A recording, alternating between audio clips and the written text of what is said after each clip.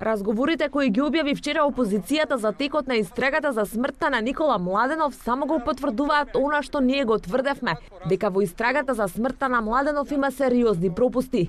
Вака најблиската соработничка на Младенов и уредник на Фокус Јадранка Костова ги коментира деталите од истрагата што ги објави вчера опозицијата, а кои власта според снимките сакала да ги скрие. Нова истрага треба да има во едно друго време, кога навистина ќе имаме независно судство и кога обвинителството ќе постапува по други стандарди, а не според оние според кои и сега работи. И она што е најчудно, иако во снимките слушнавме дека луѓето од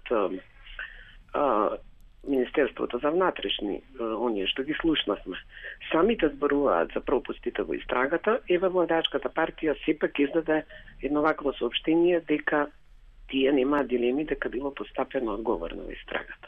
Дека власта направила низа пропусти, а и дека не сакала да ги земе в предвид доказите што тогашната екипа на Нова Македонија ги доставила, сведочи поранешниот главен уредник на весникот Димитровски. Димитровски тврди, од разговорите се отвориле и многу дилеми околу улогата на УБК во случајот Младенов, но не само во истрагата на сообраќајката, туку и дали тој им бил таргет.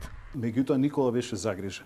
Она што го кажуваат денес во разговорот министерката и дека нели Пренал Павле Трајнов дека имал некаков товар врз себе и финансиски. Неговиот товар, освен финансискиот нели за бизнисот, беше токму тој. Дали нешто Министерството за внатрешни работи подготвува против него? И втората димензија на тоа дека врз него, според мои сознанија, неколку месеци беше вршен притисок да го продаде Фокус на власта.